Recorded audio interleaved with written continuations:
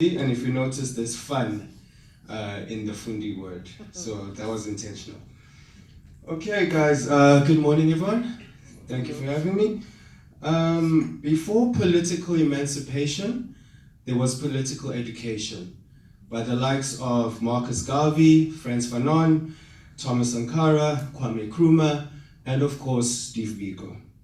So I firmly believe that before we have financial or economic emancipation as Africa, we will need to go through a process of financial education.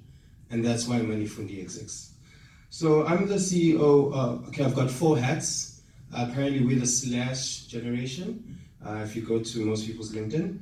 So I'm CEO of Money Fundi, a financial literacy company, COO of Azania Chamber of Commerce, where we look at integrating business across Africa to trade together.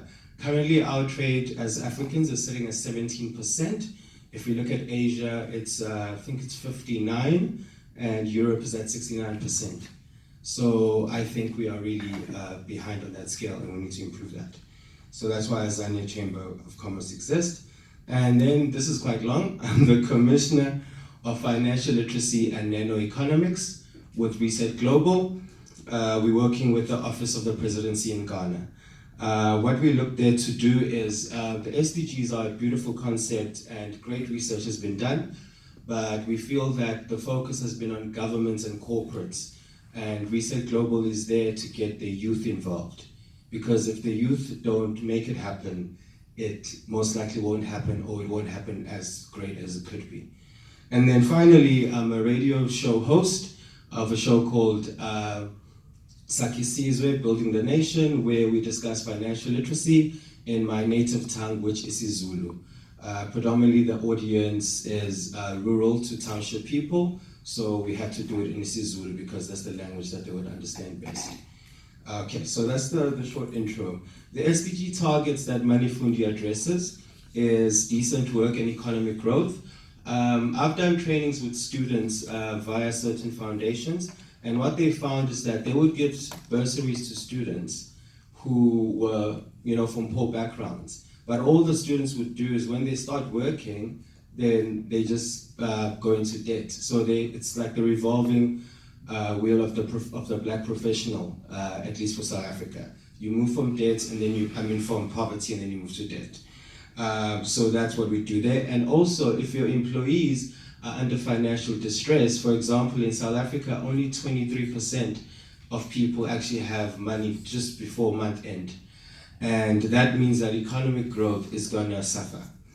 South Africa has one of the highest Gini coefficients in the world, actually. It's very sad to see, like you just cross a bridge and you go from first world, just go across the bridge and then you see something totally different. And part of the reason the rich get richer and the poor get poorer is the lack of financial education. So we look to mitigate that as well. Quality education, I think, is fairly obvious. The point you go to school is not to understand how to dissect a frog for most of us.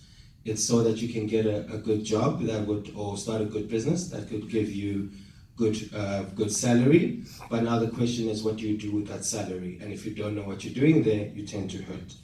Good health and well-being, one of the biggest stresses employees and people have is the financial stress. Sometimes I joke that I'm a marriage counselor, because when I'm doing financial coaching and there's couples in the room, I find that I end up kind of counseling the financial aspects of the couple, because most relationships do not discuss their finances, and money is the second leading cause of divorces. And then we also address no poverty. Ultimately, money is about creating value. If you create value, the money will follow. So if you understand that concept and you see how you can make value therein, you will not, be utterly poor. I'm not saying you'll be rich, but you won't be at zero, because you know that if you can create value for someone, in exchange, they'll give you money. I meet a lot of students that have amazing skill sets, but they are waiting for a job before they can get money in, not understanding that if they can create value, then the money can flow anyways. And then, so I think I've covered that. What we are looking for and what we need, we've had clients that have asked for an online solution. Essentially, they want to clone me and replicate me because for geographical reasons, 2 requests have been from university, Rosebank College in South Africa, and Corford, it's a private school.